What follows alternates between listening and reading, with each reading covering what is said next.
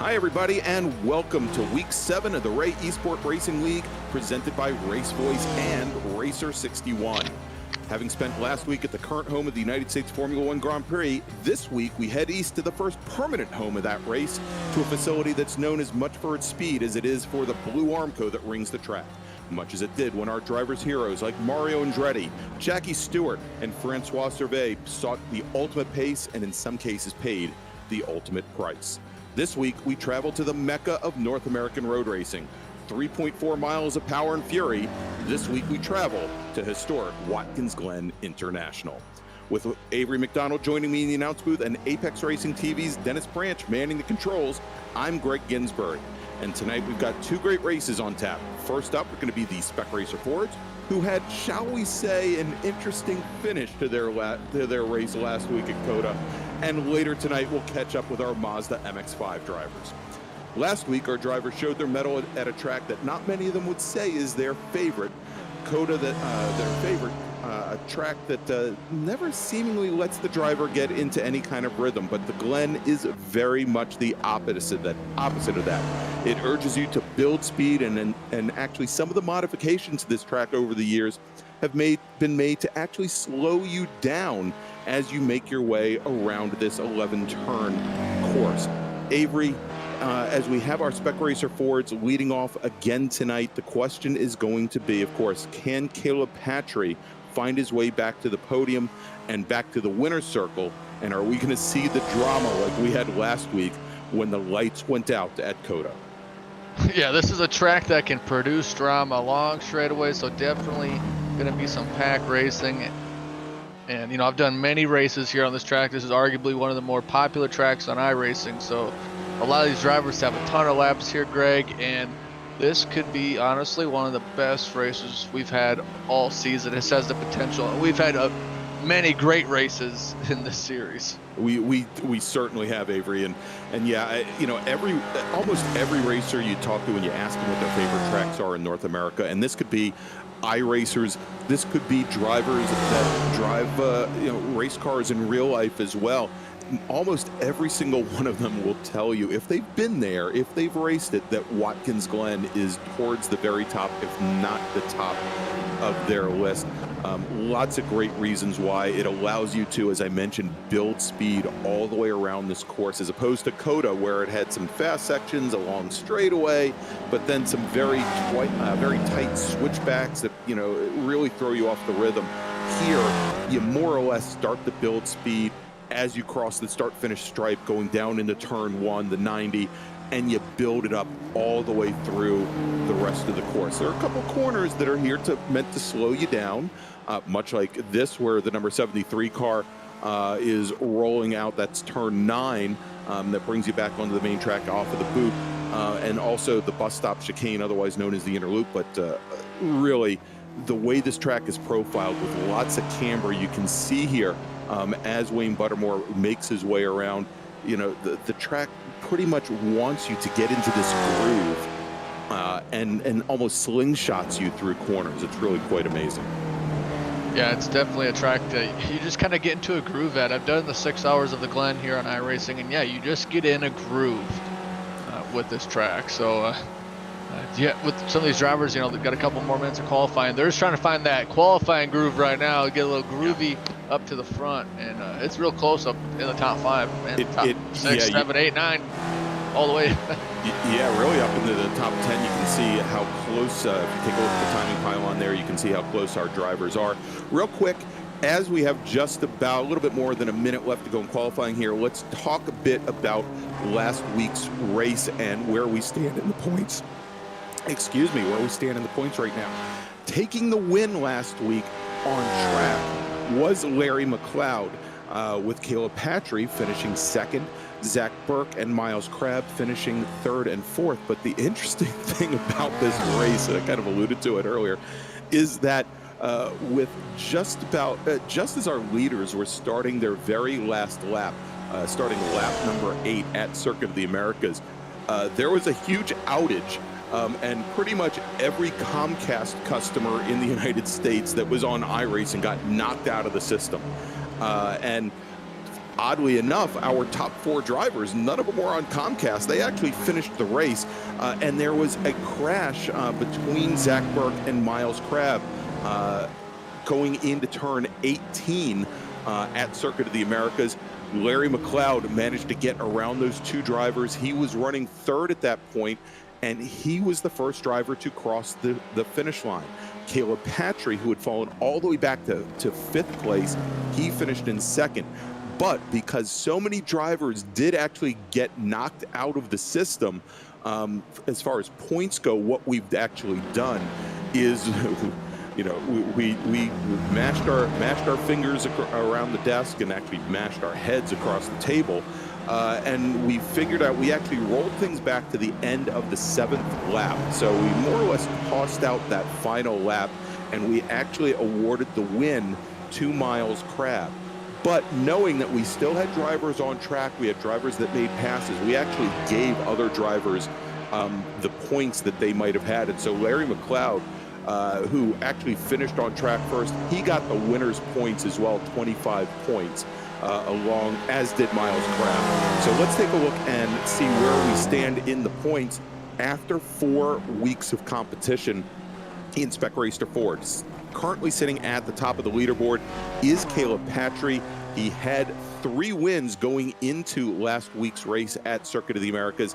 He has now 101 points. Sitting second, pretty big distance back, is Zach Burke with an average finishing position of 5th. He has 76 points. Greg Mack in the number 2 car is currently sitting 3rd in the points with 65. Then we've got Steve Ray in the number 11. He is sitting 4th. Miles Crabb, who took the win last week, he is sitting back with 63 points. He's 5th. Then Chad Griffith, Jeff Miner, Bryce Evans, Justin Clordy, and Sam Tully. Sam Tully and Justin Clordy are actually tied for 9th, because that rounds out the top 10 in points in Spec Racer Ford, as we have now the checkered flag out on qualifying. And you can see here, as you mentioned, Avery, some very, very close running here at the front of the field with Miles Crabb, who we mentioned took the win, your provisional pole sitter. But we do still have some cars on track going to finish up their last flying laps, and we'll see, we may have some changes here as drivers try to make their way across the stripe. Yeah, no surprise there. Miles up in the front, but you know, a lot of these times they're in the toe, Greg. So that's why you really see a lot of the times very close. I mean, top 8 drivers are all, well, top 9 drivers are all within a second of the fastest time. So if you lose a toe at this track with these cars, you're in a world of hurt. It can be deadly. Now, the thing that we'll see when we get racing underway here is the draft is very prevalent. You do, as you said, you need to stay in that toe. You need to stay in that draft and get pulled around the track, or you know, you can find yourself out in no man's land with no opportunity to make positions up. But the other challenge that you have is because of the relative speed of this track and how, you know, you don't slow down all that much. There's a lot of full throttle time around here. Is that passing is actually maybe a little bit more difficult than you would expect. You know, you don't have, like at Circuit of the Americas, that long straightaway where you then brake very hard going into turn 12 and you have that traditional braking corner here. You don't have a lot of that here at Watkins Glen. But now it looks like all of our drivers have finished their qualifying. They are getting gridded up. So Avery, why don't we go and run down our starting order? And we'll start on the front row with Miles Crabb, as we mentioned, in the number 31 Mad Sim Racing Machine with a fast lap of a 2:11.574. That was 0.05 of a second faster than the man that'll start right beside him on the front row, Richard Spicer. Larry McLeod, our maybe winner, maybe not winner from last week. He will start on the inside of the second row in the number 133 car. Zach Burke in the number 4 car will start, or probably in the number 13 car will start on the outside of the second row. Caleb Patry, currently leading in the points, will start on the inside of the third row with Greg Mack right beside him, starting 6th. Then Jamison Huffman, all 14, close to 15 years of them, in the number 289 car. He'll start 7th right beside our league manager, Stevie Ray, in the number 11 car, who's going to start 8th. Starting 9th today on the inside of the 5th row, Justin Clardy with Jeff Miner right beside him. Then Sam Tully and 14-year-old Morgan Burkhardt will start 12th in the number 40 car. And if we jump back from there, starting 13th, we've got Charles Vaccaro and Andrew Wozencroft, 13th and 14th, Joaquin Effinger and Bryce Evans, starting 15th and 16th, Wayne Buttermore and Russ Lundberg. And then we've got John Casey, Mark Kruger, and far from NASCAR, it's Andrew Benna in the number 71 car, and I believe he is racing one of those spec racer Gregs tonight. For those of you that haven't joined us for the last couple broadcasts, I'm sure we'll have a couple great shots of Andrew's or Jameson's or Morgan's cars. A lot of them, you'll see my smiling face for radio adorning some of these cars. Yeah, a lot of cool SRGs out there. I tell you what, it's really cool that that you got a fan club, Greg. I mean, I do. I mean, I do. I don't know awesome. what I've done to deserve it, but there you go. Maybe because they know I'm a pushover when I'm actually out there racing with them. I don't know. But we've got the pace car leading the drivers here on a full lap of Watkins Glen International Raceway. You can see the drivers now going through what is known as the inner loop or the bus stop. This is one of those portions of the track built to slow the drivers down. Years ago, they found that coming all the way down the back straight and then into what then was known just as the loop, now known as the outer loop, really carried a lot more speed in a lot of classes than was good for the racing's own good. So we slow them down there, and then they drop into this area here called the boot. The boot added to the track in 1971 and debuted for the Formula One race that year. And it is a great piece of track just laid into the land here, Avery. And, much like a lot of Watkins Glen International, you can see are heavily cambered. As you roll, you first come down the hill, enter into that turn, and then rise back up. And it basically sucks the car into the pavement, but allows you to just get on the throttle and really test that car's power. Yeah, that boot is a very free-flowing part of this track. You just nice and smooth, and then you get to a very difficult set of corners coming up here, hard on the brakes, and you got to get through this one real nice, because guess what, you got another one coming, and you need to set up very, very nicely for this one. So like you kind of said, this track's just very free-flowing, and it's fun, and it's just so much history. And with these spec racer Fords here at Watkins Glen, I mean, with all the tow, it's gonna be a battle. I mean, every week this race is so much fun, Greg, and I'm ready for that green flag. Yeah, as our drivers now make their way out of turn number 10, just one more turn, and they'll come onto the front straight for the green flag. And we will then be racing again. This is a 20-minute long sprint race, and a little bit later on tonight we will have our Mazda MX-5s take the green flag. But here we go, coming down the front straight. We've got our pole sitter, Miles Crabb, Richard Spicer on the front row in the 14 car, Larry McLeod and Zach Burke right behind, and green flag is in the air. Going to the lead immediately is the number 31 car, Miles Crabb. He goes right down the center of the track to hold off Spicer and Larry McLeod. Getting in right behind them, we've got Zach Burke, Caleb Patry, and Jamison Huffman in the number 289 car. You notice there as they came out of turn 1, we've got all that paved area, runoff area on the outside of turn 1. Years ago, back in the early 2000s, it was actually a gravel trap there, but it was paved over. Now a lot of drivers just use it to increase their speeds as they roll up through the S's, as our drivers have now coming down the back straight, Avery. Yeah, you saw a lot of drivers go 3 wide and then get to the S's where it tightens up. And here's the fun part, the bus stop. This is where you can be able to make a lot of passes here. Oh, the 133 of McLeod just goes around. We'll see if he's going to hang on to it. And and a tank slapper, and he's up and hits the tires, and he is over. And he unfortunately stuck it on the roll bar, and we've had a couple other people go off. It looks like possibly Morgan Burkhardt dropped a couple positions there as well, and Caleb Patry in the 198 car, who was along for the ride with Larry McLeod. He has now dropped all the way back to 17th. Justin Clardy also involved in that wreck. So a number of drivers in the top 5 and top 6 have all now fallen back. both McLeod and Clardy in the pits, and we'll have to see where and when they rejoin. But right now, as we jump back up to our leaders, and I guess we're going to go back to a replay here. Let's take a look. As McLeod, you can see as he comes down the inside to try and get position, gets over the curbing and just loses the rear end, comes across Caleb Patry, actually comes right behind Caleb Patry, and Patry gets loose on exit. And you saw he had issues going off driver's left on the outside of the outer loop.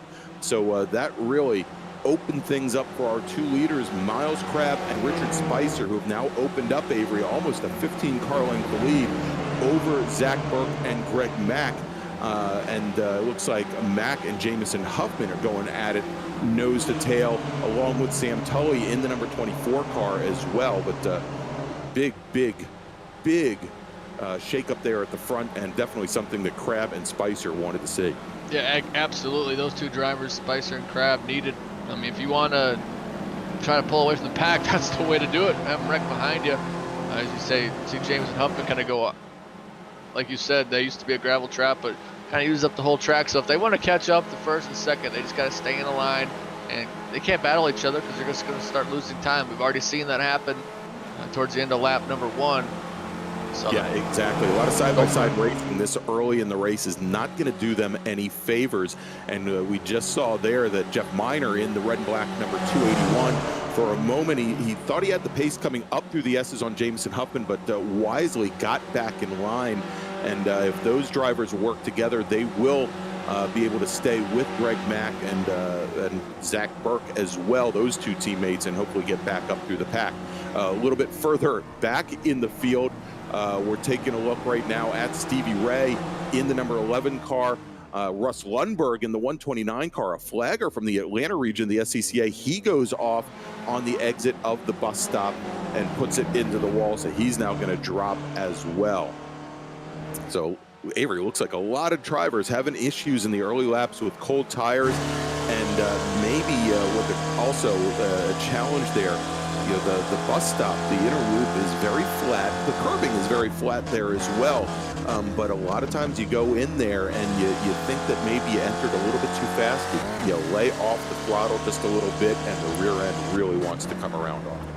yeah, I was driving these cars earlier, and just say when I was going through the bus stop, Greg, the rear end went around a lot. So you got to be very cautious as you go through the bus stop.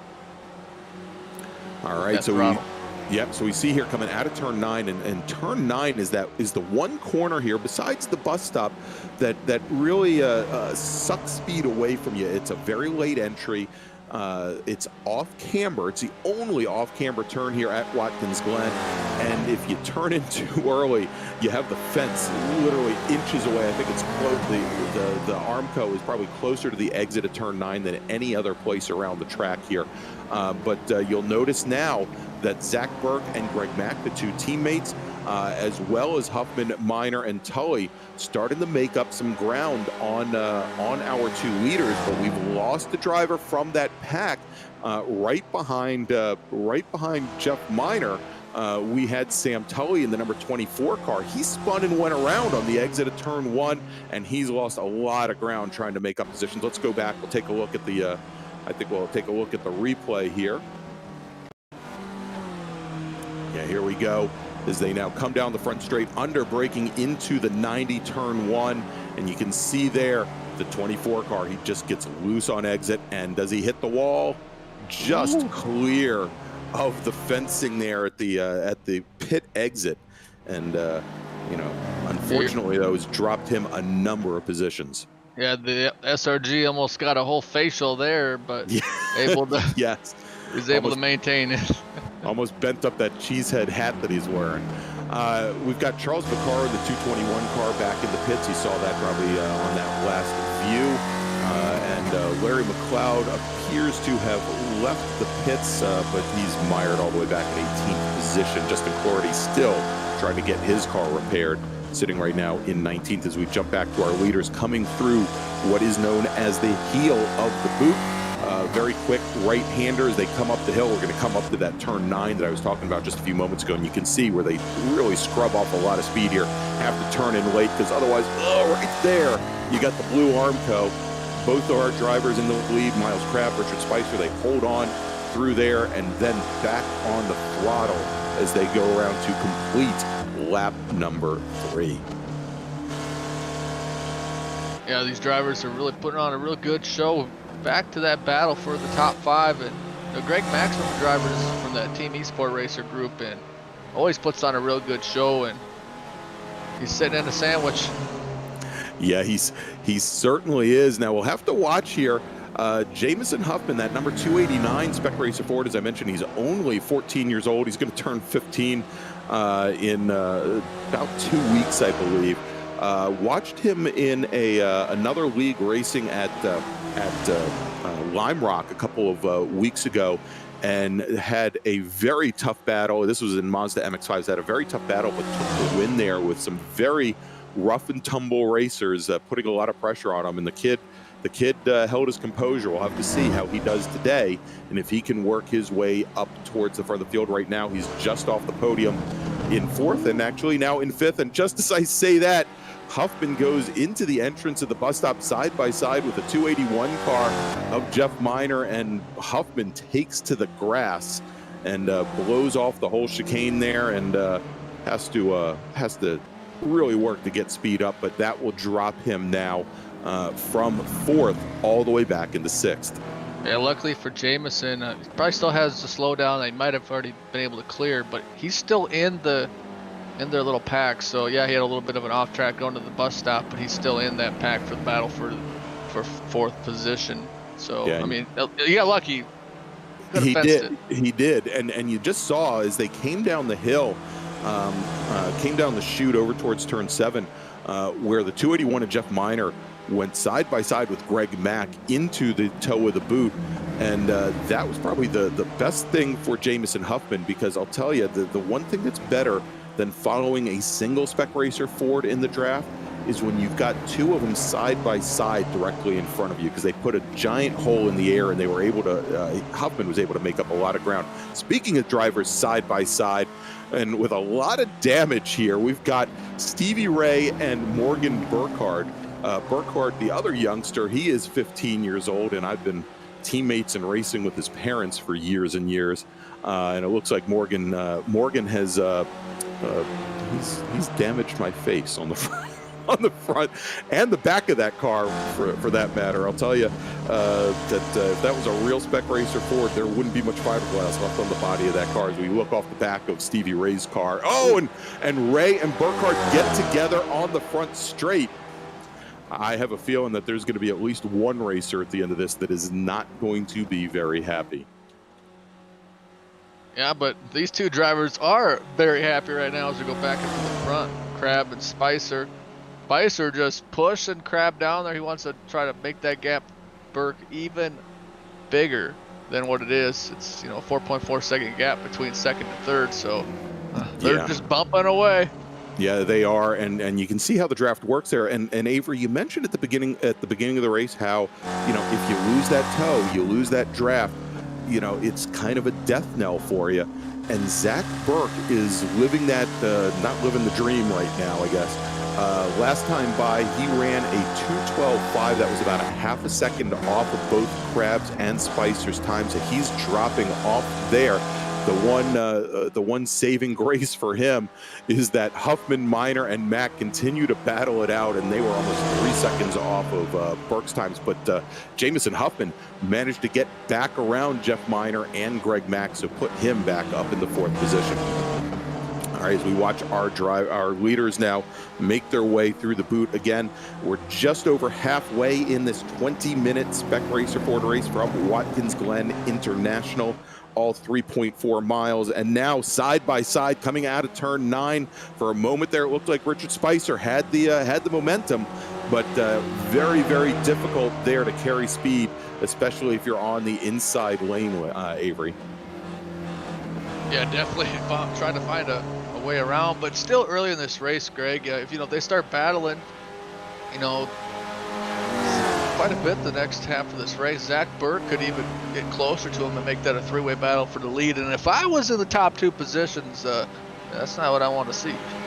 Yeah, as a matter of fact, that last time by, Zach Burke puts in his personal best at a 2:12.09. That was about 0.4 of a second faster than our two leaders, Miles Crabb and Richard Spicer, as they come up through the S's here. And, you know, Spicer is looking real racy at this point. You can see him showing the nose, and we'll have to see if when they come down into the bus stop, whether or not he breaks to the inside or whether or not he's going to hold station a little bit longer.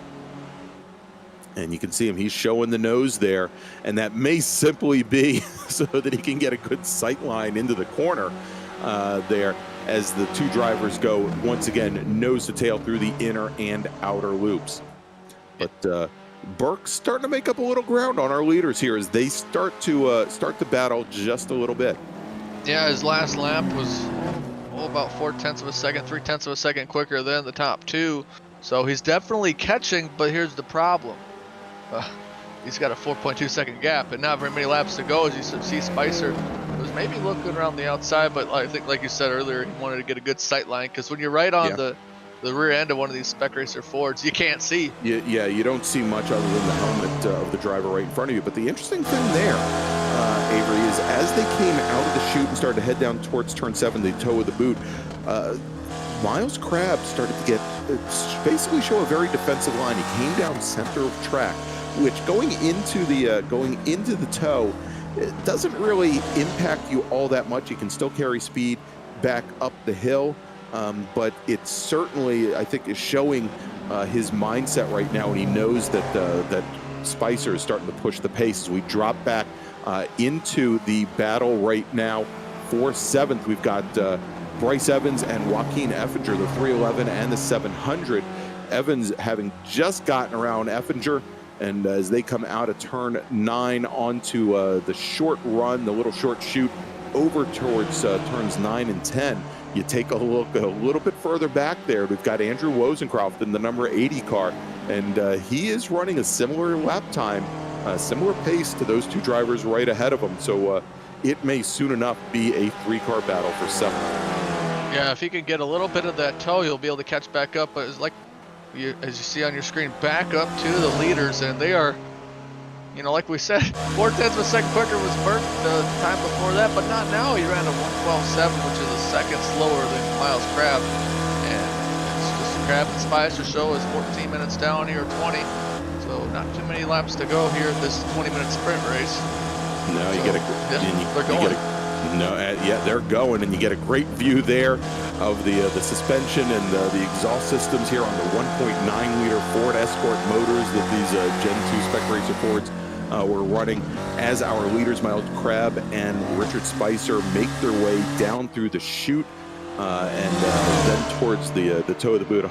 I'll tell you, every time I see that view coming down through the chute into turn 6, I always get the willies, because I had in my real race car, and actually it wasn't my race car, it was my buddy's race car, I had a fire extinguisher go off for literally no reason on track while I was trying to set a qualifying time. And there's just this abject fear that goes through you, Avery, when you're on track there, and then all of a sudden you can't see anything, and you know that there are drivers that are coming out of the outer loop probably doing 90, 100 miles an hour and have no clue that you're there dead stick, sitting right at the apex, which is right where I planted myself. So kind of wigs me out every time I see cars go through there. But let's jump back here, as we've got the battle now for 4th. We've got Zach Burke, Jeff Miner, and Greg Mack. And you know what that tells me? That tells me that Jamison Huffman, and there you see him at the front of that line there, Jamison Huffman in the blue number 289 car, he got around Zach Burke. He is now up to 3rd. He's made up 4 positions on the start here, and let's take a look here as we've got the number 13 car, Burke, going around, and that is what caused it right there. Burke having that tank slapper going through the bus stop, tries to get that car back underway, and then we've got Jamison Huffman getting by him, and the 281 car gets by as well. Of course, Zach Burke has made that position back up. He's gotten back around the 281. But here we go, back to the front. And here now, side by side, Miles Crabb to driver's right, Richard Spicer driver's left. And before they get to the bus stop, we have a new leader in Spec Racer 4 with just under 4 minutes left to go. That is Richard Spicer in the number 14 machine. Dropped Miles Crabb, our pole sitter, back to second, and we'll have to see with just a few laps to go if Miles Crabb has something for Spicer. It was pretty clear, Avery, that the last couple of laps, Spicer was really setting the pace here.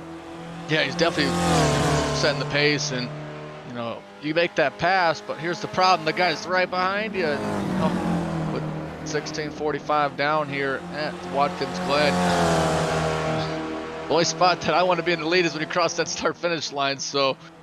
No lead is safe right now until, like I just said, crossing that start finish. All right, so let's take a look here now. The laps, we've had the very fastest lap actually was just set by Miles Crabb. He was all of 0.02 of a second faster than Richard Spicer, but gave up the position just after that. And as our drivers make their way through and now come out of turn 9, let's keep watching the clock here. We've got about just about 2.5 minutes left to go.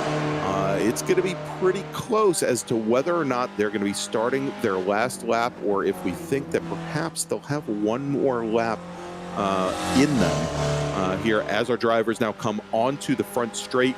And as they cross the stripe, we've got just about 17:45. So about 2 minutes and 15 seconds left on the clock. I think that our drivers may actually get one more lap after this one, Avery. Yeah, they might get one more lap to go. You know, we're getting about 2:11 lap times, and it's gonna be very close. Very close. But if I'm in Miles' situation, I don't risk it. If there's an opportunity to make that pass, I just go for it. You have to, and you can see he gets a decent run coming out of the S's here, coming onto the back straight. Pardon me. Let's see if he pokes to the inside, because this is one of those prime passing areas going into the bus stop. He's not quite close enough to get it done. He's going to follow Richard Spicer through the inner loop here, and as they then set up for the outer loop, the question then becomes: can you hold on the throttle? Can you carry speed down the hill as you head down the chute into the boot? And looks as though the 31 car, he doesn't lose a lot of ground, but he doesn't make up any either.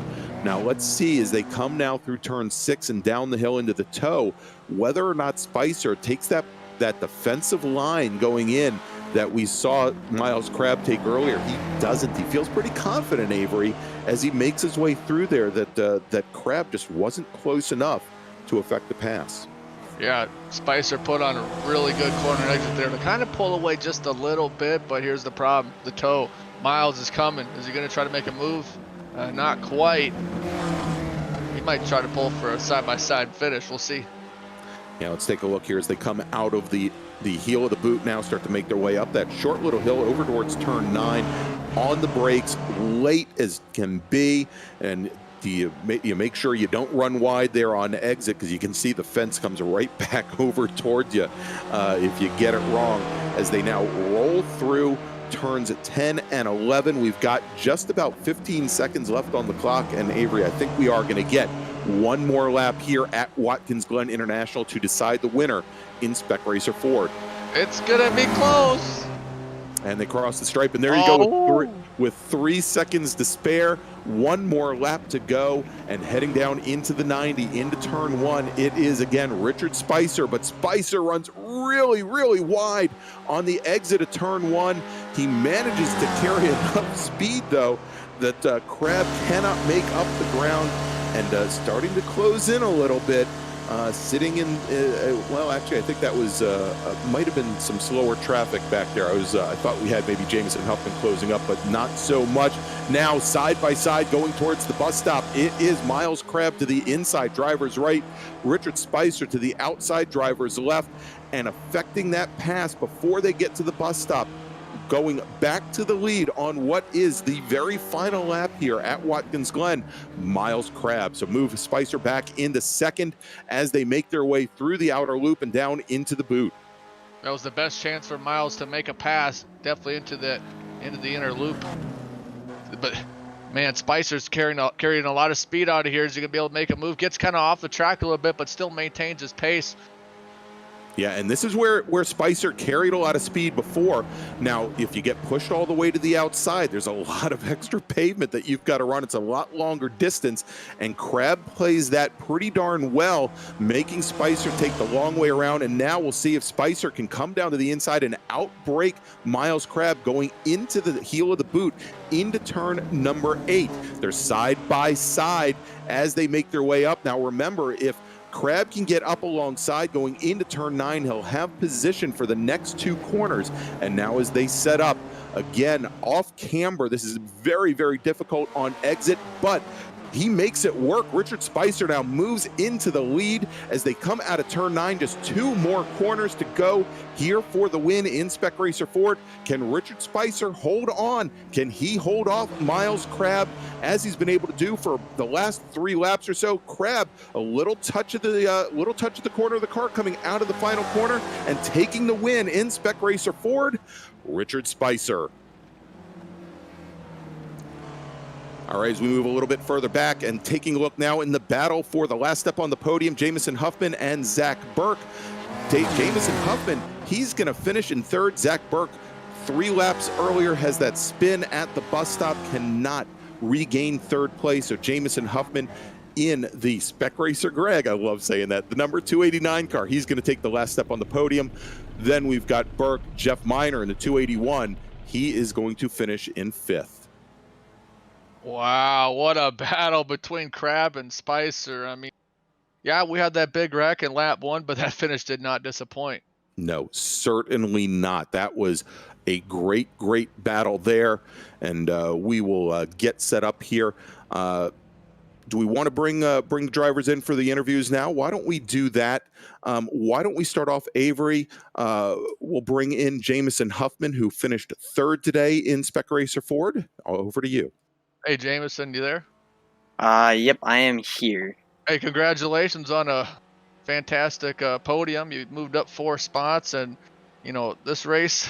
They had a couple incidents throughout the whole race, but you managed a podium. How were you able to make a couple passes there to move up the field? Yeah, it was kind of a chaotic race because I had a ton of close calls, especially with that one time. Just didn't get the crossover right going into the bus stop and just kind of cutting the grass through there. I'm glad I didn't hit that jump on the exit because I hit that a few times in practice, and started to throw it away at the end, but kept it together. Yeah, that Spec Racer Greg really car kept together real well. I know Greg's been just really, he's like, man, that's my face, and I'm like, yeah, that's your face, Greg. Hey, look, I got to have something to root for. Might as well root for myself. For the youngster? No, that was a great run there. Tell me what you were thinking, Jameson. I know never mind getting around Zach when he had those issues coming out of the bus stop. You had a great battle going on with both Greg Mack and Jeff Miner about 4 laps in or so. And at one point, both of them had gotten around you, and it looked like they might have been setting the pace there. But next time we checked in on you, you'd managed to get by. Why don't you tell us a little bit about it? Yeah,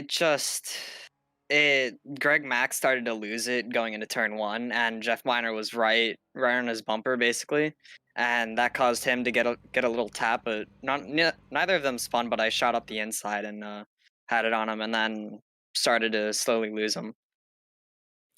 Excellent. Well, do you have anybody you'd like to thank tonight? I'd like to thank my mom and my dad for letting me race, and Andrew Benna for the Spec Racer Greg paint, and also Morgan for helping me set a qualifying lap, because we were actually we've been on call for these races and working as a team in other leagues. So there we go. There you go. That's Morgan Burkhardt in the number 40 car. Well, thanks a lot for joining us, Jameson. Congratulations on your 3rd place. And are we going to see you in the Spec MX5 race in a couple minutes? You will, but don't expect what you saw in the surf race. It's probably not going like that. You got to give yourself a little more credit than that, my man. All right. Well, we'll see you on track there in just a few moments, everybody. That was Jamison Huffman, driver of the number 89 car, finished 3rd tonight. All right, so next up, Avery, we've got Miles Crab, who finished 2nd. Hey, Miles, congrats on another fantastic race. You always seem to put on a good show with these Spec Racer Fords, but you made the pass going into the inner loop, and you had to defend hard. How was that last lap? It was exciting for all of us. The exciting lap wasn't the last one. It was the next to true. last. Because we were going up the hill. I'm pretty sure we were both half throttle. We were doing our best Ben Spees and Matt Mladen impersonation of, no, you go. No, you can lead. You go lead. I'm going to suck past you on the straightaway next time.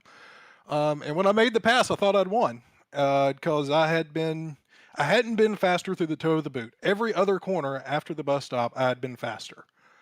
And I ran middle of the road going into the toe, and I kind of thought, this isn't, okay, maybe he'll go for it. Maybe we'll go for the inside. And he opened it up, and I didn't get through the center as good as I wanted to, and he over-undered me, and that was basically it.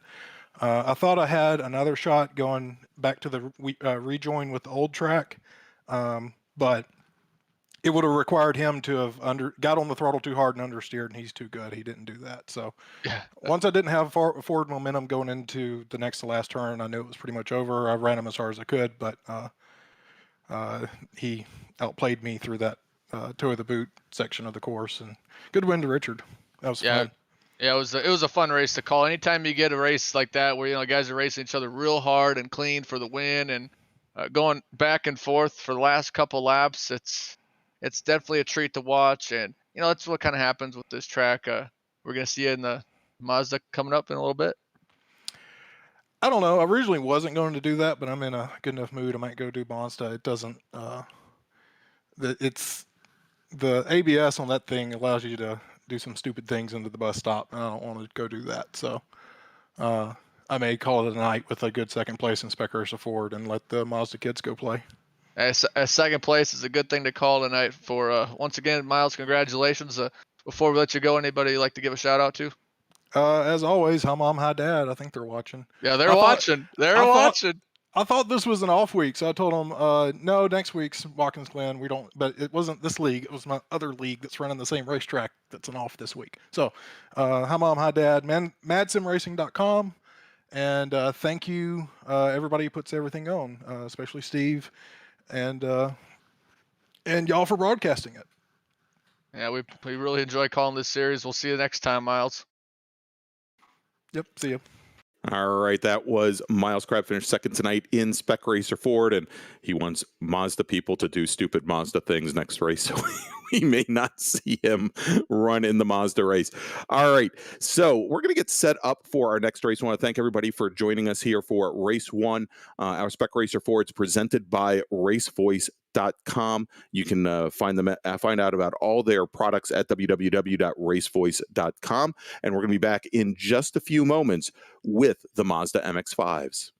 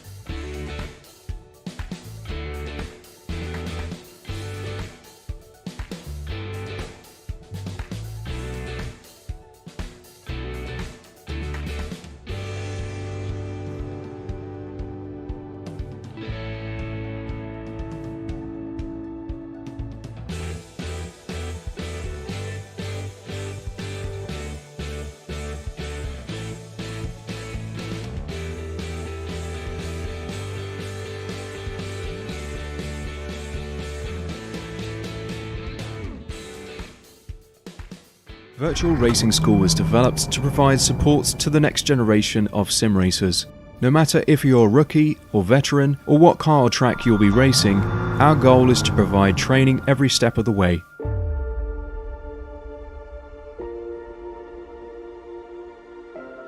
We found that iRacing can be quite difficult without proper training. There needed to be a way to prepare for on-track racing. With VRS, you can literally learn from the best sim racers in the world, including 4-time NASCAR iRacing World Champion Ray Alfalla. And Ray Alfalla is a 4-time champion of the NASCAR Peak Antifreeze iRacing Series. 3-time iRacing Grand Prix World Champion Martin Kroenke. Martin Kroenke becomes a 3-time world champion. Rallycross World Champion Mitchell de Jong. Mitchell de Jong is now champion for the iRacing Rallycross World Championship Series. And many other top sim racers. Data packs include everything you need to start learning. Our World Championship coaches create the data packs by setting a hot lap or a series of fast laps for you to compare, analyze, and replicate. Data packs also include a tutorial where the coach points out techniques they use to hit the fast lap. This gives you access to the latest driving techniques and setups before you even hit the track. Sign up for a free account and download the VRS telemetry logger. With this application running seamlessly in the background, your laps automatically start syncing to the VRS website. From there, you can analyze and compare 2 laps of your choice, whether it's your data, the coaches, or your teammates. VRS will automatically target improvement opportunities so you can get up to speed even faster. VRS also makes it easy for you to request and schedule one-on-one or group coaching sessions. These sessions can range from 30 to 90 minutes, and you can select the car, track, and setup combination of your choice. Visit virtualracingschool.com today to sign up and get started.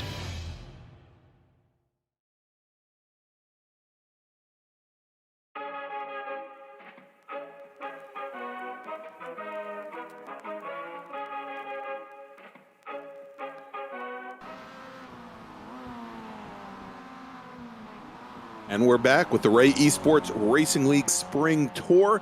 And next up on the docket is going to be the Global MX5 Drivers. That race presented by Driver61. If you want to find out more about their driver coaching services, check them out at driver61.com. But before we get into deep, Avery, on qualifying here for the Mazdas, and they have a 15-minute qualifying session. We're just about 6 minutes in. Let's talk a little bit about the one class that is not racing tonight, and that is the Pro Mazda Formula cars. They had we've given them the week off. They had some excitement out at COTA a week ago. Not quite the excitement at the finish that the Spec Racer Fords had at COTA, but they had a pretty exciting time where Dan Santilli took the win on the very last lap from Dylan Christie, a USF F2000 driver. He finished second. Miles Crabb, who we just talked to a few moments ago, finished on the last step of the podium at COTA in the Formula Mazdas. Evan Rackison, Andrew Abbott, Zach Burke, Tyler Campbell, Jameson Huffman, who we also talked to a few moments ago, Brandon Abbott, and Steve Ray rounded out the top 10. And if we take a look at the point standings in Pro Mazda, after 4 races in the books, Dylan Christie with 1 win, and his average finishing position is second. He has 89 points. That is 1 point up on Evan Rackison. Rackison with 88 points, currently running second in the points. Now, the interesting thing is here that Dylan Christie actually has 1 win out of the 4 weekends, or out of the 4 weeks. Dylan Christie has 2 of them, and yet he is still 1 point behind Dylan Christie. The other winner, as we just mentioned, and he took the win last week, Dan Santilli, he is currently sitting 3rd in the points with 82. Then we've got Zach Burke, Andrew Abbott rounding out the top 5. Brandon Abbott, his brother, 6th, and Tyler Campbell, Miles Crabb, Justin Huffman, and Stevie Ray rounding out the top 10 in points. And you know, it was interesting here that going into last week's races, Evan Rackison was actually the points leader, and then of course Dylan Christie, based on his finish at the end of last week's race, actually jumped ahead of him. in the total point standings. But Avery, let's jump over to qualifying here in Mazda MX-5. Yeah, I want to give a big shout out to my good friend in this race, currently sitting in 5th in the total qualifying, Jeff Jacobs. What a good dude. Look at him, qualified 5th so far. I asked him if he was going to race this a couple weeks ago, and he's like, you know, maybe. And it's good to see him out here. I think he wanted to try to keep it a secret that he was going to race tonight. Goes a little bit wide, but yeah, sitting 5th in qualifying so far. Yeah, don't tell anybody. Yeah, if he's sitting there in 5th, there you go, in that number 38 car, and we'll have to see if he can make his way up in the order. Start a little bit closer to the front than the inside of the 3rd row, which is where he is sitting provisionally at the moment. Now, we just ran down the results from last week in Formula Mazda. Let's take a look at MX-5. Now, they did not race last week. This group was not on track last week at Circuit of the Americas. The last time that they ran was 2 weeks ago at Road America. So they went from one fast track that relies on the draft to another fast track that relies on the draft. Taking the win at Road America, DJ Alessandrini, who's his one-time running so far in the Ray Esports Spring League. We'll have to see if we get him back, but he was pretty darn dominant at Road America. Zach Burke finished 2nd, with Ryan Maloney finishing on the last step of the podium in 3rd. Then we had Mitchell Peak, George Fike, Charles Bailey. Bailey, I believe right now, is running 4th in qualifying. Michael Keltner, Tyler Campbell, Tom Pendergrass, and Chris Hamilton. And if we take a look at the current point standings in MX-5, Ryan Maloney, who's currently sitting 3rd in qualifying right now on a fast lap of a 209.79. He is sitting atop the leaderboard after 4 races on the Ray Esports Spring League. Mitchell Peak currently running 2nd, 4 points separating those two drivers. Maloney with 84 points, Peak with 80 points. Zach Burke 6 points back from there with 74. Then Charles Bailey, George Pike, Tyler Campbell, Greg Mack. By the way, Campbell and Mack both tied at 43 points. Then Michael Keltner 8th, Miles Crabb 9th, and Murphy Nichols, another youngster, I believe just turned 15 himself. I don't think he's out there tonight, but he is currently sitting 10th in the points here on the Ray Esports Spring Tour. So let's go and we'll take a look at qualifying here. We're about 11 and a half minutes into this 15-minute qualifying session. Going to the top of the leaderboard right now, Mitchell Peak in the number 56 car with a fast lap of a 209.73. That is 0.03 of a second faster than Zach Burke, who just a moment ago was sitting there on that provisional pole. Ryan Maloney in the 15 car, your 3rd fastest driver at a 209.79. So we are looking right now, Avery, the top 3 drivers separated by 0.06 of a second. That's pretty darn amazing. Yeah, you know, using that toe like we saw with the Spec Racer Ford carts and keeping it really close. I mean, there's a little gap, like a half-second gap here and there between the timing and scoring. But then the rest of it just so close. Like, you take a look at where Peter is right now, who we have on screen. Oh, just about 0.5 of a second between him and like the 10 cars behind him. So yeah, he's a little bit slower than the cars in front of him, but they're still a great pack. We see that. Everybody recognize that guy's name? Who needs a drink?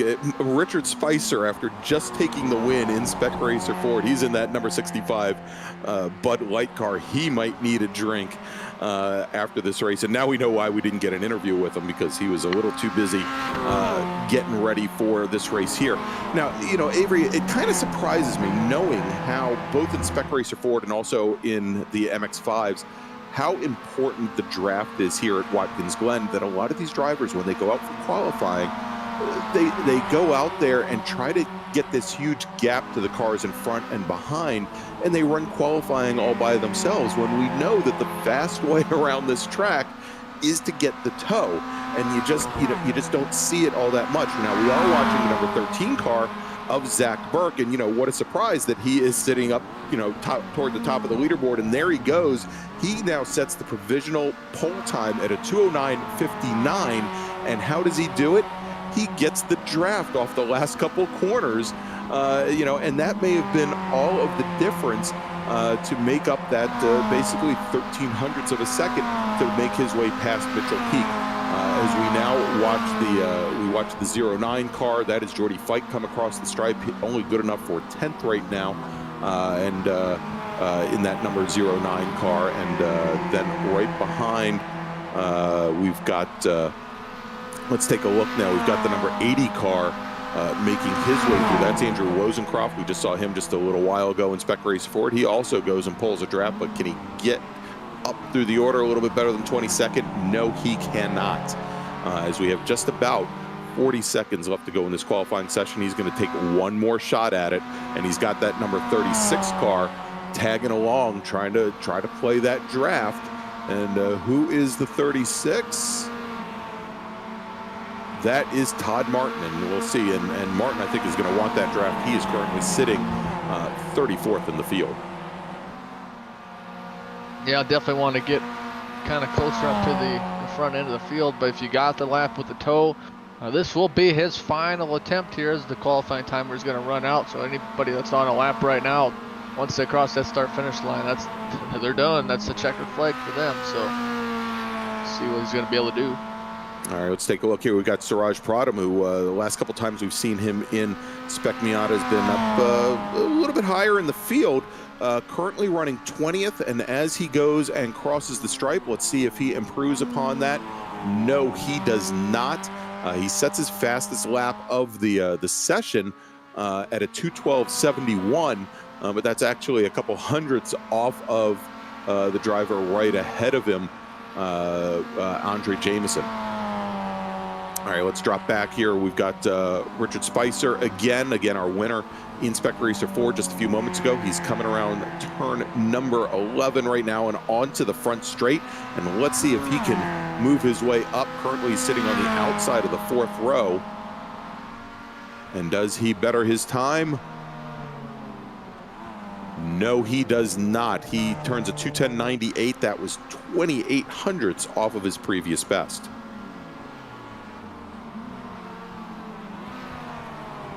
Yep, just finishing up their time. 2 minutes left on the timer, but anybody that's completed a lap here after the 15-minute timer ran out, they'll be done with their qualification. And there's Andrew Wozencroft, and he's got a little bit of toe in front of him. Yeah, he's got a little. Yeah, a little bit there. He's a little bit further back and does not manage to improve. A matter of fact, in the course of a lap, he actually dropped down a position in the order as Jeff Miner ended up getting around him to take 22nd. Wozencroft will start 23rd. A little while ago, we were watching Jameson Huffman. Huffman coming in with the 8th fastest lap time. Had a little bit of traffic ahead of him that might have held him up just a little bit for the last couple of corners. But as it stands right now, he'll start on the 8 on the outside of row number 4. And again, just a few cars left. We're looking at the number 700 right now. That's Joaquin Effinger. And right behind him, the number 73 car of Wayne Buttermore. As they come through, let's take a look. Joaquin Effinger moves up 2 positions. It's only going to be good for 31st, however, as he turns in his fastest lap of the session at a 2:14.33. And now we're watching Bobby Blankenship, the number 26 car, currently sitting 29th in the order.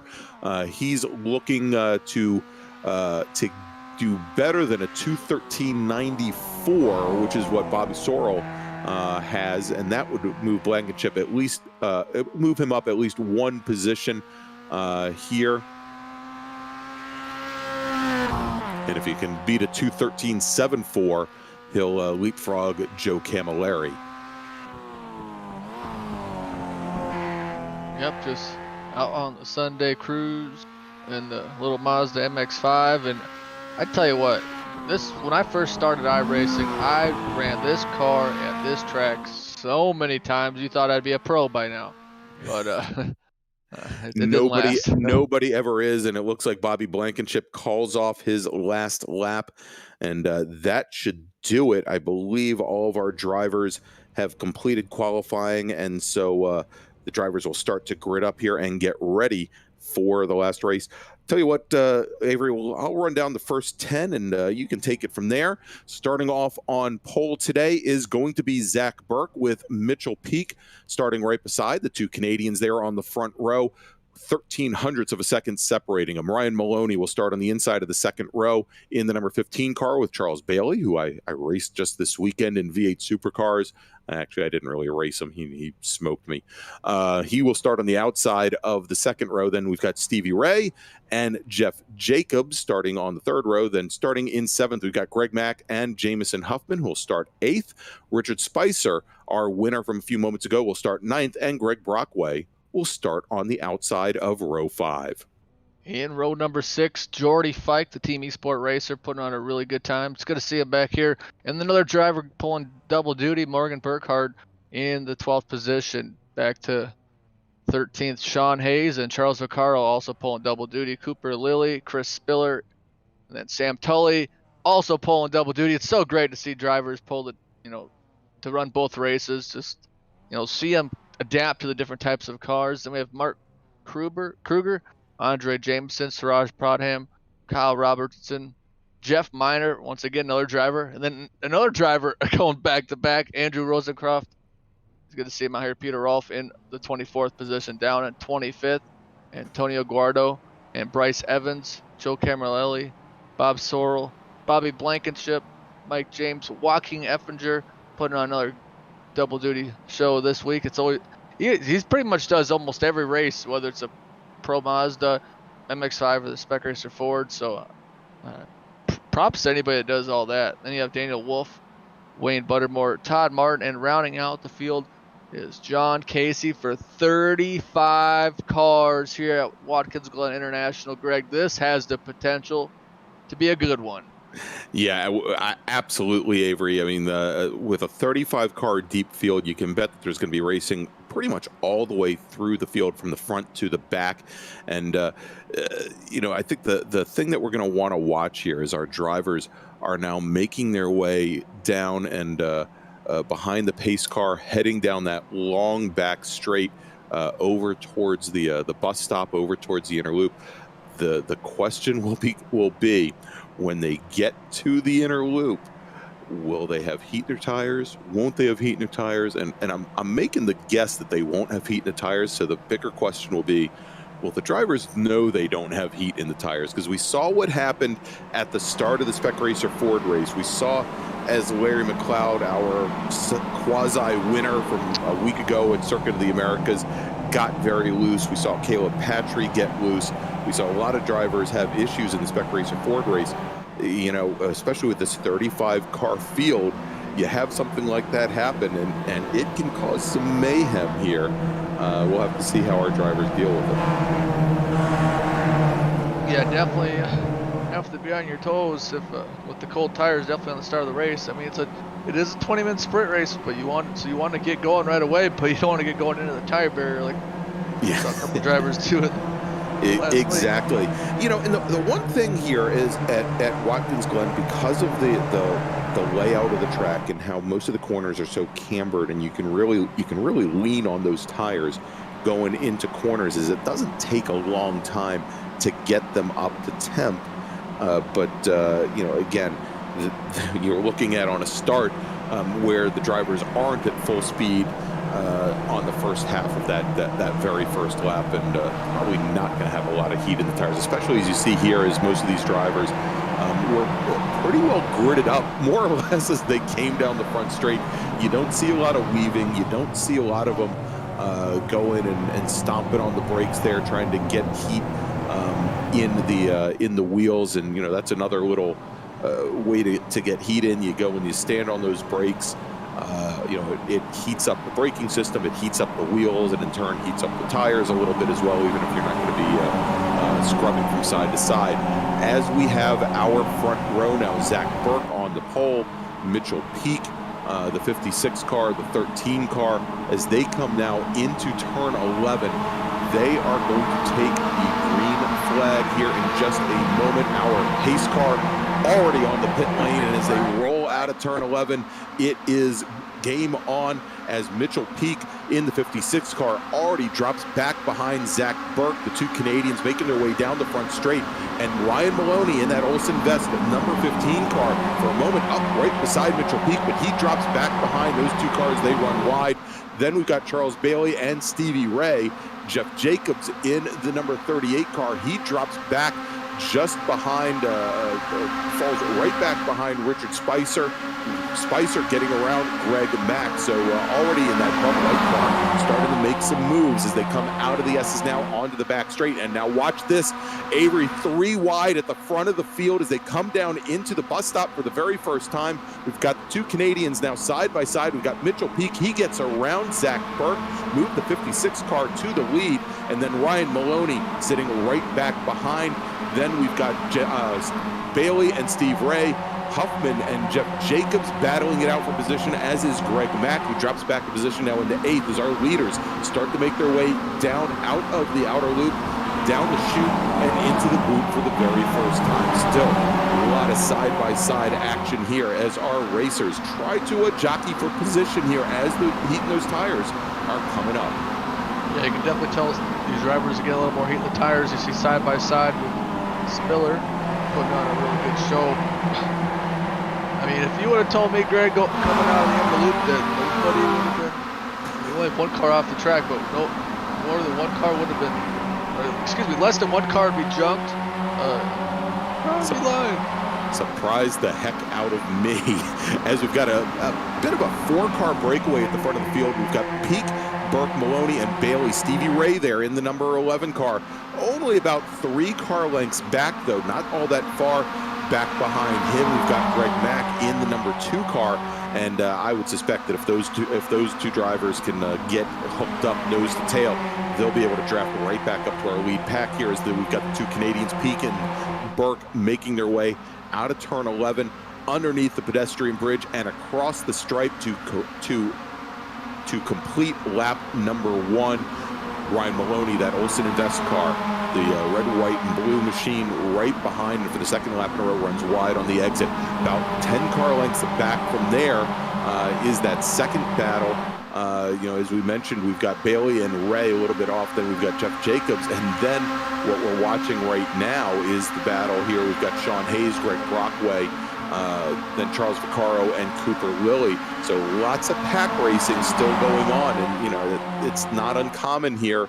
Well, what is uncommon, again, 3 wide going into the bus stop and now taking the lead, but going and drifting wide, putting on the drift show here. This is not Global Time Attack, guys. This is Ray eSports Racing taking the lead now. Zach Burke in the number 13 car with Peak and Maloney right behind. And now, as we mentioned, it is now a 5-car battle because we've got Charles Bailey and Steve Ray in that battle for the lead. And then just back from there, Jeff Jacobs, Greg Mack, Jordy Fike going at it as well. And this is amazing, Avery, as we saw for the second time in a row, 3 wide for the lead going into the bus stop. Oh, yeah, Zach Burke, I mean, it's a saying that gets used very often, but he literally licked that stamp and he sent it into that inner loop and drove the wheels off of that car, which is a great thing to get the lead, but might have worn tires a little bit, but guess who's right behind him? It's still Peak and Maloney in this battle for, oh man, Greg, there's so many battles going on right now. Exactly. If you're not tuned into this right now, you're missing out, and it's just, I mean, seriously, this is one of the best races I've seen in a long time, and we're only four minutes into this thing, Greg. Yeah, and so we're watching right now. We've got Morgan Burkhardt is currently running in 11th with Sean Hayes, Greg Brockway, Charles Vaccaro, and Cooper Lilly right behind. So that's one of the packs, and Burkhardt's got a ton of cars stacking up behind him. If we move a little bit further up, we're on board right now with our 3rd place finisher from the Spec Racer Ford race. That is Jamison Huffman. He's got Richard Spicer, who beat him in Spec Racer Ford in that Bud Light car. Right behind that is the battle for 9th. Both of those drivers falling back 1 position from where they started. Right ahead of Jamison Huffman, though, is Jordy Fike. And I mean, this is a great battle going on, a 4-car battle. We've got Greg Mack, we've got Jordy Fike, who's made up 3 positions in the first 2 laps. Then Jamison Huffman and Richard Spicer all together. But let's go back to the lead as we've got Peak and Burke side by side once again going into the bus stop, and this time taking the lead is the number 56 car of Mitchell Peak. Then we've got Zach Burke. Then we've got Ryan Maloney, who always seems to be the last of those 3 cars into the bus stop, and I think probably the best place he could be. Then we've got the 63 of Bailey, who's made his way back through. But look at that, looks like Morgan Burkhardt went off at the exit of the bus stop. Another car went off track. That was Mark Kruger, went off around him as well. Kruger dropping a number of positions, and that was a heck of a ride that Kruger took. It looked like he had all 4 wheels in the air. Yeah, he's definitely pushing the limits. You have to with this car, though, Greg. With this Mazda MX-5, is if you're not driving the wheels off this thing, you're just gonna be falling back. And we saw that with Peak and Burke and Maloney up in the front. But you've seen that with pretty much everybody through this field. So much talent in this field. The racecraft, like we see every week, is just so good. And when someone makes that aggressive move, they know that it's pretty much gonna stick for the most part. There you go. All right, a couple cars off in the gravel. This is over at turn 8, the heel of the boot. We're looking right now at the number 75 car. That is Serge Pradam. We also had another car go off right around him, and I believe that might have been Morgan Burke. No, let's take a look. That's the 69 car getting into Pradam. Let's take a look. The 69 is Cooper Lilly. Not a place where you would expect cars to get in together side by side, but that's exactly what happened. And looks like Cooper Lilly has his car back in the pits. All right, so we're back on board with our leaders right now. Mitchell Peak looking back behind Peak. It's the number 13 of Zach Burke and Ryan Maloney as they make their way up through the S's and coming now around turn 3 and 4 onto the back straight. And next time by, or next turn, it's going to be that bus stop, the inner loop. And once again, 3 wide as they sneak on in. And now Ryan Maloney, he gets by the 56 car. So he now takes over second place. Gonna have now at the top 4. Let's reset this. Zach Burke, the 13, he's your leader. Right behind Ryan Maloney, Mitchell Peak, and then Charles Bailey sitting 4th as we now watch a little bit further back the battle for 11th with Andre Jamison, Kyle Robertson, Andrew Wozencroft, who's made his way up. Look at this. Wozencroft, the number 80 car. He has made up now 10 positions. He's currently sitting in 13th. He started 23rd, so he is making up ground quick right now. He is your hard charger of the race. Actually, I take that back. Mike James sitting in 18th. He's made up 12 positions. He's your hard charger, but a lot of drivers that have made up a lot of ground here. Besides Wozencroft, Kyle Robertson has made up 10 positions. Antonio Garda has made up 10, as has Bryce Evans. So a lot of big movers and shakers here in Mazda MX-5. And 10 seems to be the magic number for this race. Like you said, a lot of drivers up 10 spots, and this battle for 15th led by Antonio with Evans, Spiller, and James all behind him. I mean, that's like I say this every week with this series. You don't have to be the fastest, you don't have to be the slowest, you can be in the middle of the pack. You're always racing against somebody. Yeah, without a doubt, and I know I say that a lot, but we're about 5 minutes in, about 9, almost 8.5, almost 9 minutes into this 20-minute race, where you see these packs start to separate from one another, and you're getting these now 4-car or 5-car battles, and these battles are going to go on for the entirety of this race. At this point, it's not going for the win. It doesn't matter if you're in 13th position. You're trying to make it up to 11th and get around that pack of 4 cars that you're with, as we watch Robertson, Wozencraft, Jamison, and Brockway battling it out for 11th. And then right behind them, we've got a great battle with Bryce Evans, Chris Spiller, and Garda. They were side by side now going into the S's, but another set of cars going side by side, Maloney and Burke, and now moving to the lead, Avery, in Mazda MX-5, Ryan Maloney, after having sat and watched both Zach Burke and Mitchell Peak going at it from from the third position. Ryan Maloney, he is now your leader, and they are starting to come up on some slower traffic. They're coming up on that 69 car, Cooper Lilly, who had that incident earlier. I have that same paint. I have a paint scheme just like Mike James, a student driver.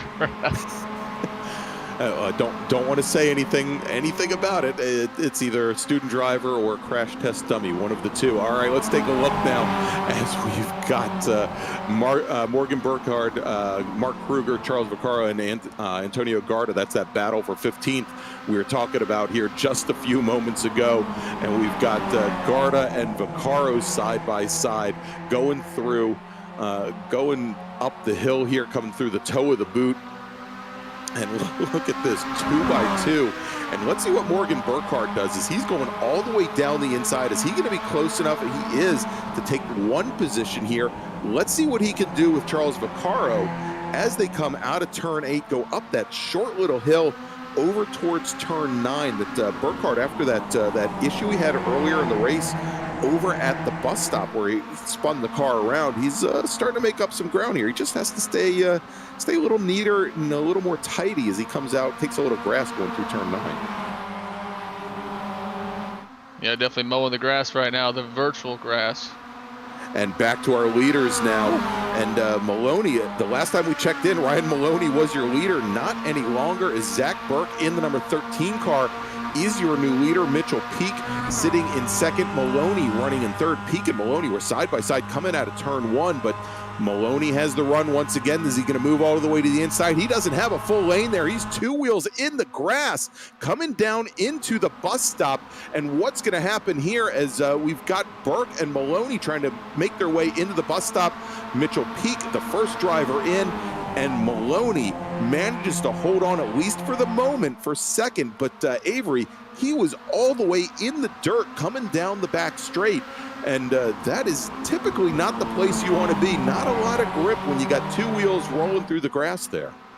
Yeah, it's definitely not the preferred line here at Watkins Glen, but it worked for him. He's going to try to make a pass on Pique, and he's going to go to the lead. But Pique is able to get a good run out of the corner, which he might. He's going to have a good opportunity to make a pass, but hey, Maloney's leading after a pretty gutsy move. Yeah, but Peak has a lot of momentum, as you mentioned, coming out of the toe of the boot as they go down into the heel now. They are side by side once again, and Maloney now having to take the long way around, but he's going to be set up. He's got the inside line. He can go and dictate the entry to turn 9 and really push Mitchell Peak wide. Let's see here as those drivers come out and onto the short chute over towards turn 10. Ryan Maloney now gets the position, but I'll tell you, he's not in a strong position as they set up for the front straight, because Mitchell Peak definitely appears to have the momentum. And if I were Peak at this point, I might poke right to the inside and see if Burke will push me by. And that is exactly, gosh, I'm like Karnak here or something, Avery. That is exactly what he does. Yeah, just putting on a show. I mean, if you want to know how to battle for the lead, this is how you do it. I mean, they are just put on a show, but the one thing this show is... All right, as they make their way up the S's now, it's Maloney drivers left, and we've got right beside him Mitchell Peak with Zach Burke tucking in right behind. And we'll see if the 2 Canadians can push by Maloney. They've got the inside position going into the bus stop. That's where they want to be. And you can see Maloney trying to keep him as far to the inside as he can. Mitchell Peak pushes Maloney out and gets a much better line into the bus stop. And with that much better line, he takes the lead away from Ryan Maloney. Now we've got Zach Burke sitting in third as they make their way through the outer loop. And you'll notice, Avery, as they came down the back straight, Maloney was trying to pinch the 2 Canadians to the inside, really make it as difficult as possible for them to enter into the bus stop. And Peak and Burke just kind of forced their way back out as we jump back to that battle now. This is the battle, actually, it's not a battle we looked at, but this is the battle for 21st right now. We've got 5 cars going at it with Wolf Minor, James Evans, and Rolf. And, again, Avery, it doesn't matter. You could be in the front of the field. You could be back battling it out for 22nd. This is, just amazing racing up from the front to the back of the field. All right, so let's go now and take a look. Hopefully we can get back to our leaders here in a moment, because it looks like both Maloney and Peak had swapped positions. We're going to stay with that battle for 21st here, at least for another moment, as Peak and Maloney once again swap up at the front of the field. There we go. There's that battle as they come out of turn 11 onto the front straight. As they came out of the boot, the 56 car of Peak was actually up on Ryan Maloney. Maloney actually had a better run going into turn number 9, probably into turn 10. And as they come now down into the 90, under braking into turn 1, once again to the inside, Mitchell Peak with Zach Burke trying to find his way around Maloney. Maloney in that Canadian bacon sandwich right now, going through turn 1 and heading up the hill through the S's. We'll have to see how things play out now as they make their way onto the back straight, and whether or not Maloney's going to try to sneak to the inside. You'll notice here once again Maloney takes that outside line, and he's going to get pushed all the way to the driver's left as we're once again 3 wide heading into the bus stop here for the lead in Mazda MX-5. Zach Burke taking the lead, Maloney second, Peak in third.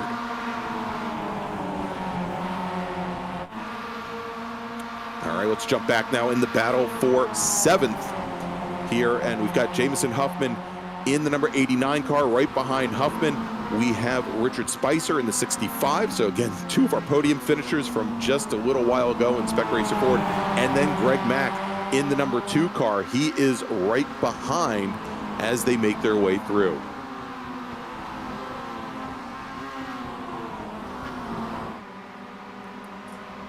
And looks like for a few moments here, we've lost our announcing partner, Avery Branch. He'll be back with us hopefully in just a few moments. All the issues that Comcast had a few weeks ago at COTA, looks like they've bitten Avery here at Watkins Glen. So let's watch the action here.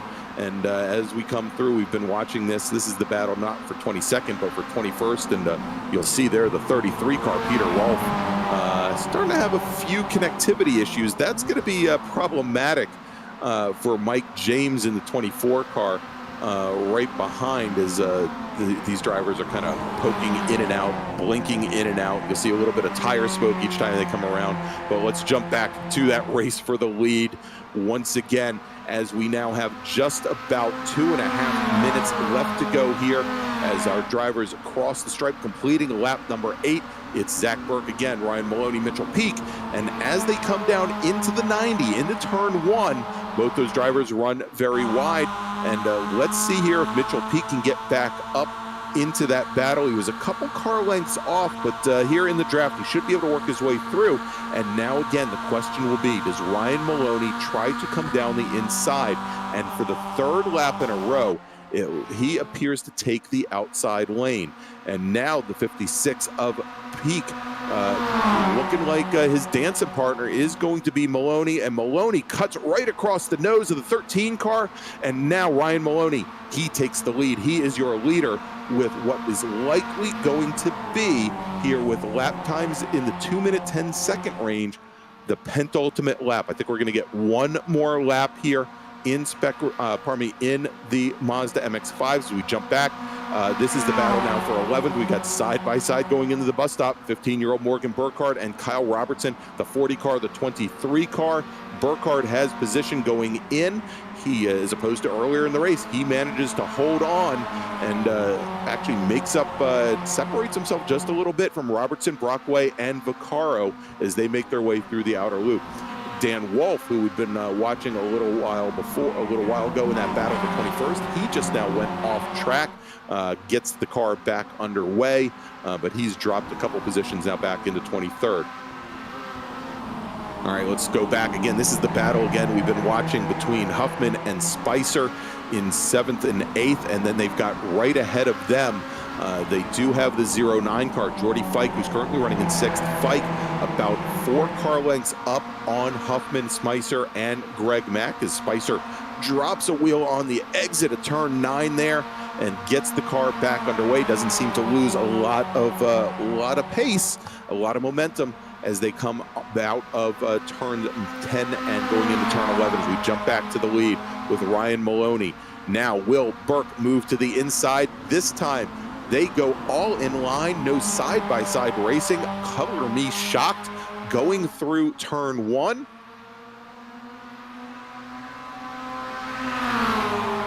And coming up the hill, now here heading into the S's, it is Ryan Maloney, Zach Burke, and Mitchell Peak, all nose to tail.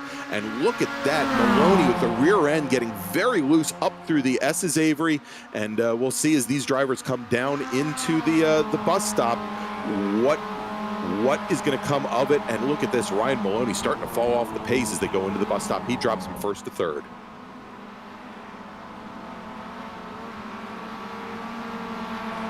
All right, we're still trying to get our announce partner here, Avery, back online. But as our leaders now come out of the outer loop, what has happened to Ryan Maloney? Ryan Maloney, did he run out of gas? Did he short fuel that car? Because on the very last lap here, it is Zach Burke, it is Mitchell Peak, and Ryan Maloney, he is dropping like a rock. Ryan Maloney now dropping all the way down through the field. He is showing now in 32nd. Stevie Ray in the number 11 car. He is about 4.5, almost 5 seconds off our leaders, but he is now sitting in third place. There he goes. He comes back into view. Then we've got Bailey, Fike, Jamison Huffman, and Richard Spicer. And let's look at this battle here. Huffman and Spicer side by side going through turn 8. This is the battle right now between these two cars for 6th position. Jordy Fike just a little bit ahead of them as they now make their way through.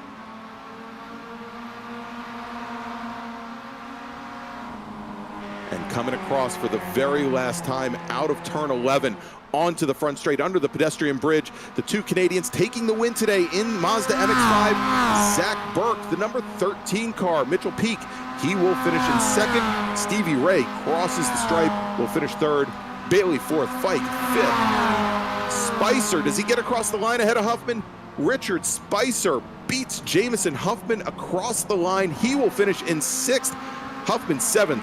Greg Mack 8th. Andrew Wozencroft makes up, let's see, how many positions did Wozencroft make up? 14 positions for Andrew Wozencroft. He's going to finish 9th, and rounding out the top 10, Morgan Burkhardt.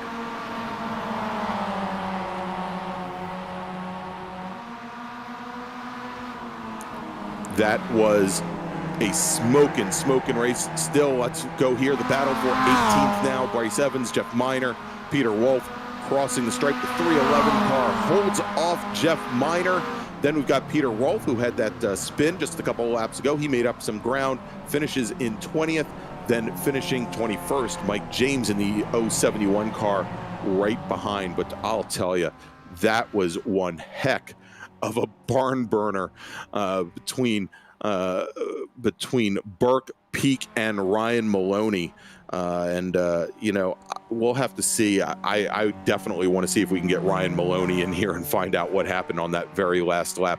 But great battle there. And to see Stevie Ray take that last step on the podium, good on him as well. All right, so let's go now, and we're going to bring in Steve Ray. He finished 3rd tonight in Mazda MX-5. So let's bring him in. Congratulations, Steve, on your 3rd place. Why don't you tell us a little bit about your run? I was just trying to hang with the front guys as long as I could, stay in their draft, and was lucky enough. Charles and I got separated for a little while, and then caught back up, and then had a good race with Charles right there at the end. So I'm sure, you know, with a lap or so to go, you probably didn't expect to find yourself in 3rd place.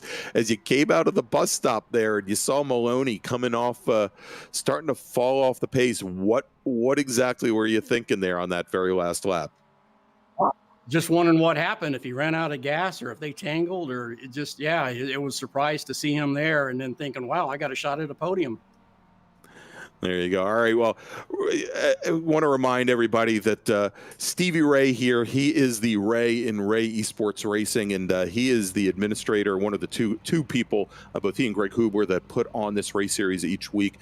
I know that Avery and I couldn't do it without him. Dennis couldn't do it without him. And Stevie, as long as I've got you here, definitely want to thank you for all that you do, putting on a great series and really giving a great place with some very considerate drivers a place to run. This is a great group. Everybody's tied into motorsports in one way or another, so they're used to real world, and I appreciate that. I appreciate you guys, and it's nothing without the guys on track every week. So a big thanks to everybody in the league. There you go. All right. Well, that is Stevie Ray finishing third tonight in Mazda MX-5s. Congratulations, Steve. Guys. All right. So, seeing that I don't see Ryan Maloney anywhere, let's bring in our second place finisher. That is Mitchell Peak. All right, Mitchell, how are you doing this evening? Oh man, that was a wild one. I am all fired up after that. I was going to say we might need to give you a few extra minutes to let the adrenaline subside a little bit there. That was a barn burner pretty much from the get go, with you Zach and Ryan seemingly 3 wide going into the bus stop almost every single lap. Was that the way you expected this race to play out? Absolutely not. We were talking right before the race, let's just get around the first lap clean, take it easy into the bus stop. And then it just, every single lap, it looked like Ryan just wanted to get in the mix. And, Zach and I being teammates, we wanted none of that. So right. We just kept on fighting the whole time to stay together. And it turned into just some crazy action and like super clean racing. That was a lot of fun. Yeah, I mean, and you said it right there. It was super clean racing. That as you guys, there was one lap where we saw Maloney 2 wheels in the dirt going down the back straight, setting up for the bus stop. But you guys certainly gave each other an inch and no more, and that was really all that you needed. And very, very close, tight racing. As somebody who studies racecraft, to watch how you guys ran that race, it was really quite amazing. Anybody you'd like to thank tonight, Mitchell? Big thanks to Stevie for hosting this whole series. He's doing a great job with that. Also, Apex Racing TV, for sure. You guys always put on a great broadcast. And, I'm just happy to be here every week. Picked up some good points. So see what the leaderboard looks like come tomorrow, and, upwards and onwards for the next one. There you go. All right, everybody. That is Mitchell Peak finishing second tonight in the Mazda MX-5. And now we're going to bring in our winner this evening, Zach Burke, driver of the number 13 machine. Zach, I was just talking to Mitchell here a second ago. And, first off, hopefully you had an extra 30 or 40 seconds here, so you've had a chance to let the adrenaline kind of subside there. But was this really the way you expected this race to play out? Because it seemed like from the minute the green flag dropped that it was the three of you, Mitchell, and Ryan, just really just jockeying for position at almost every single corner.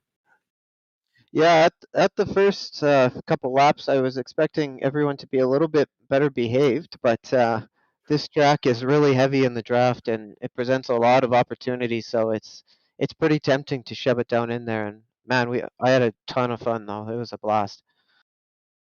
Yeah, that it was great to watch there. I never knew who was going to come out of the bus stop first. I also, we were always, Avery and I were watching as you'd come up through the S's, trying to figure out who was going to pick drivers left, who was going to pick drivers right, and it never seemed like, it was just a question of who your dancing partner was going to be. Now, obviously, in most cases, we knew you were going to pick Mitchell, and the other way around, and you guys had that built-in advantage over Ryan. But did you have any kind of inkling on that last lap as you were coming up through the S's? We saw that Ryan had a little bit of wiggle through the S's, and then it seemed like he most likely ran out of gas, I would suspect. But what was going through your mind there as you knew it was probably going to turn into a 2-car race and a 2-car battle there with 1 lap to go? Yeah, I just knew that coming to the white flag, I did not want to be in the lead. So I knew second or third was going to win the race coming to the white flag. So that's just kind of where I positioned myself. And then it was just hold on tight for the last lap and see if we can make it work. And yeah, coming into the bus stop there, looked like Ryan started sputtering and he lost. And then Mitchell made a tiny little mistake in the bus stop, and that allowed me to drive off. And that was And pretty happy. It was and a peaceful last lap. yeah, there you go. And as they say, the rest is history. Yeah, I was going to say probably the least eventful lap that you had, or maybe the least eventful 6 or 7 turns, was on that very last lap. So, anybody you'd like to thank tonight, Zach?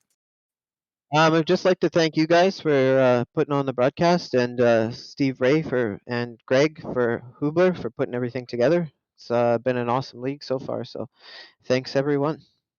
Well, I will, on their behalf, be sure to thank everybody for you. Thank you so much, Zach. Once again, Zach Burke, driver of the number 13 car. He is your winner tonight in Mazda MX-5, and I'm sure we'll see you again next week when we get to my home track, Summit Point Raceway. Absolutely. Thanks, guys. All righty, Zach. Thank you. All right. And before we go, I wanted to bring him in here. We've got Ryan Maloney. And, you know, Ryan finished off the podium tonight, but absolutely amazing run this evening. And plus, you know, I wouldn't get my weekly salary from Alan Olson if I didn't bring him in. Ryan, why don't you tell us a little bit about that race? Because it seemed like from the drop of the green flag, you were just absolutely a man on a mission to if not take the lead and the win immediately, to at least turn it into a 3-car battle all the way from green to checker. Yeah, I knew I had to split them up because it was basically 2-on-1 out there. But as long as I was coming out either in first or second, I knew I had a pretty good shot at it. But yeah, it was crazy out there. All right, so tell us a little bit, and I've got two points I want to, or 2 things that I wanted to bring up. First, and I think it was maybe 3 laps, maybe 4 laps to go. You guys came out of, actually it was probably, I think 4 laps to go, came out of the S's, came up the back straight. You moved all, and maybe it was more than 4 laps, but you moved all the way to the inside, and we saw you take the run down towards the bus stop with 2 wheels in the dirt the whole time there, in the grass. What were you you know, it looked from our view as we were sitting watching, the camera view was right behind the 3 of you, that there wasn't enough room there for a Mazda MX-5, but apparently you found a way to at least make part of the car fit. What were you thinking there? Yeah, I mean they were running hard. I got slammed down in turn 1, almost spun it. So I said, if we're gonna race that way, I'm gonna put a car where it's not meant to be. So that's pretty much what happened there. Yeah, and you made it work too. So, but the funny thing is almost every lap after that, we saw you take the driver's left, take the outside lane, and give them the inside. I did notice 1 lap where you came down center of track and they just kind of nudged you back over driver's left to open up that entry for them just a little bit into the bus stop, and it was pretty clear that it was definitely 2-on-1 there for you guys. What happened with the last lap? Was it just simply a case of running out of fuel? Yep, crew chief didn't put enough fuel in the car. Oh, gotta fire that crew chief. You Yep. need Gotta fire myself on that one. There you go. All right. So, Ryan Maloney, I hate to say it, you know, Ryan finishing, I believe, 31st tonight, but I think first in our hearts as he was up in that battle for the win all the way up to the very last lap. Anybody you want to thank tonight, Ryan? Yeah, I'd like to thank Alan Olson with Olson Invest and you guys for putting this on. A whole lot of fun. Excellent. All right. Well, thank you so much, Ryan. Appreciate you joining us, and hopefully we will see you next week at Summit Point Raceway. Yep, you will. Thanks for having me. All right. Excellent. All right, Dennis, maybe you can fill me in. I think we've got Richard Spicer ready to be brought in here. I just wanted to make sure that that is the case. Yeah, tell you what, we've got a little bit of time. Why don't we bring in Richard Spicer? Of course, we talked to Richard just a few moments ago, or after the previous race, as he finished on the podium in Spec Racer Ford. He had a great battle tonight with Jamison Huffman, and just passed him at the line. Finished second tonight, or probably seventh tonight in Mazda MX-5. Richard, why don't you tell us a little bit about your race?